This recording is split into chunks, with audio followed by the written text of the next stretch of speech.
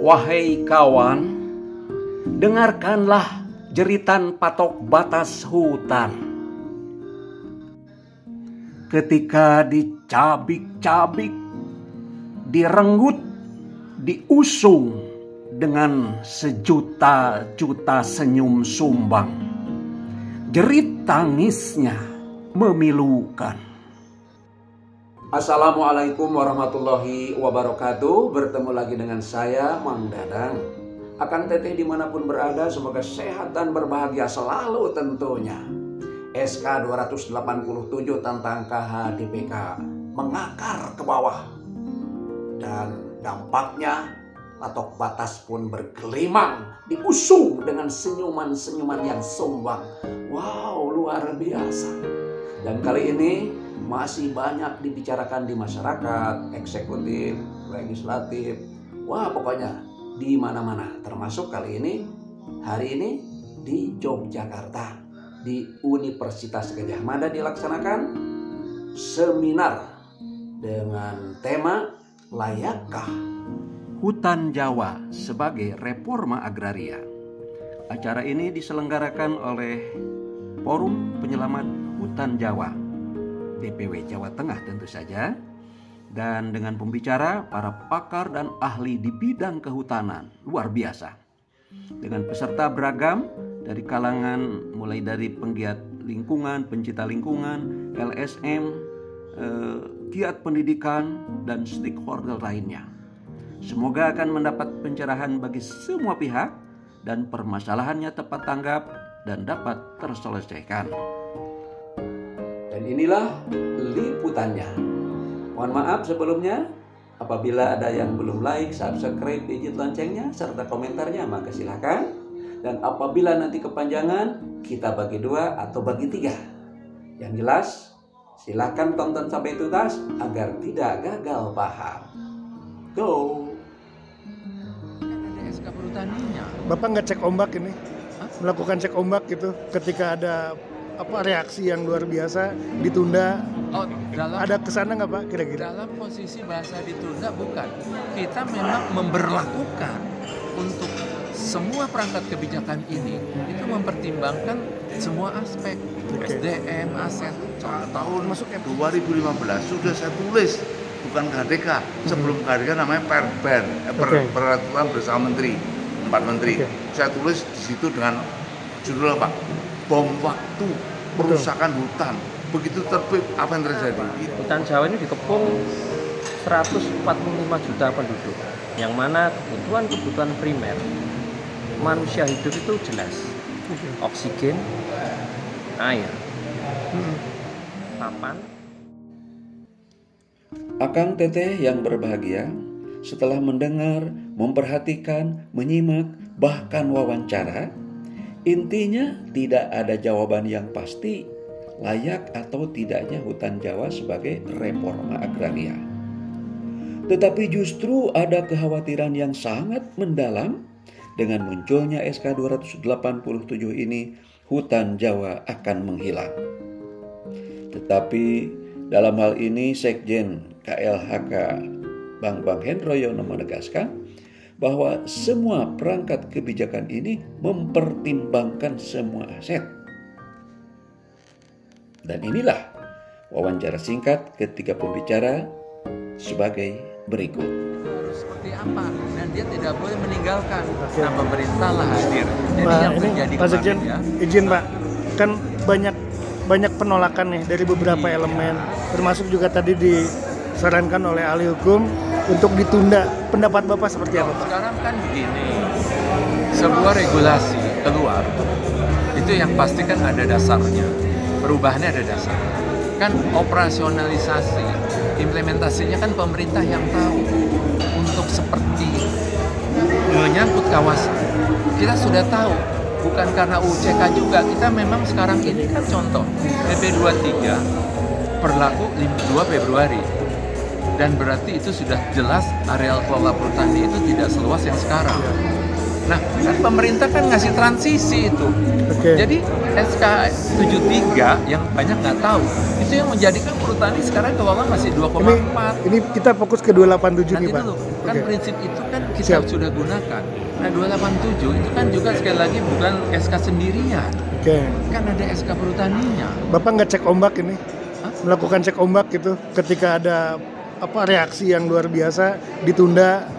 Ada kesana nggak Pak kira-kira? Dalam posisi bahasa ditunda bukan. Kita memang memberlakukan untuk semua perangkat kebijakan ini itu mempertimbangkan semua aspek SDM, aset, contoh. Termasuk FGD seperti ini ya? Itu ya kita dapat masukan untuk perbaikan tata kelola. Tapi yang pasti gini, tahun ini walaupun keluar perhutani dalam kaitan dengan SDM dan gaji itu tetap perhutani yang gaji. Apakah itu dibilang penundaan? Nah, kan pasti itu kan transisi. Jadi pemerintah itu tidak ada keterkaitan gara-gara ini 287 terus ada penundaan. Bahasa jadi kami itu ada 1 juta Pak, ada 1 juta lahan yang alihnya benar 1,1 kan itu existingnya masih berlaku tata kelola dan perhutani tetap di dalamnya Pak? Iya, perhutani sekarang masih jalan. Walaupun nanti itu keluar, kalau nanti Bapak mau tahu permennya itu nanti itu ada masa transisi yang memberlakukan untuk supaya apakah 1 Januari 23 sudah siap. Jadi bukan gara-gara UJK. Balik kan. Pak, ada bocoran Pak kapan ini diberlakukan secara definitif?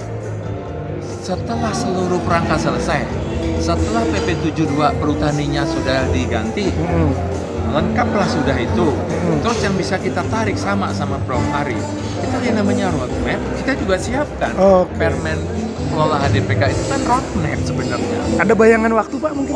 Kapan? Ya targetkan memang kalau 6 bulan ini bisa selesai semuanya siap, terus evaluasi Woodsos sesuai yang kemarin itu juga dijalankan. Dalam pemberiannya itu nanti juga harus ada masa transisi. Itu ya perkiraan kita 2023 operasional itu semua.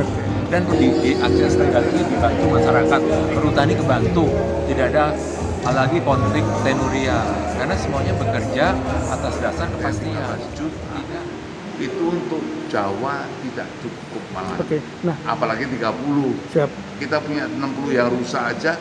Kalau dihutankan tidak cukup. Pak. Nah, relasinya Pak dengan SK 287 ini karena KDPK itu akan mengurangi 1,1 juta hektar yang artinya kurang lebih 8% dari luas Jawa. Nah, sekarang yang ada saja 16 itu dikurangi. Padahal kita butuh 63 plus buffer zone kurang lebih 75%. Jadi Jawa ini kenapa harus begitu? Karena dia berlereng, karena banyak gunung, karena tanahnya gungsol dan rumah, dan juga curah hujan besar, penduduknya besar, dan tata kerjanya di agraria. Tapi kan tadi disampaikan Pak bahwa SK ini tetap akan mempertahankan eksistensi hutan gitu loh. Ya, karena apalagi di awal saya tahu semua, nanti saya bicara banyak bahwa ini adalah kebijakan beliau tahu ya maksudnya, sehingga orang mengatakan kalau udah beliau mengatakan berarti benar. Maaf Pak, saya manusia biasa. Saya bukan orang besar, orang bawah, tapi saya kalau itu tidak benar ya saya katakan ya tidak harus didukung. Itu aja intinya. Tidak benarnya di mana Pak? Ya tidak benar, saya ceritakan tadi.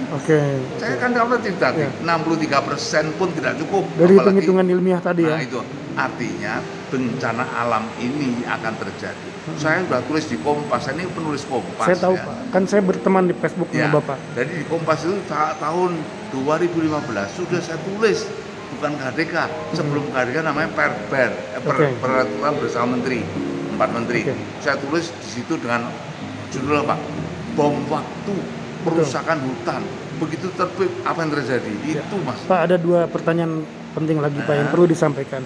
Ini SK ini belum definitif, belum masuk lembaran negara, tapi sudah gaduh dan terjadi konflik di bawah.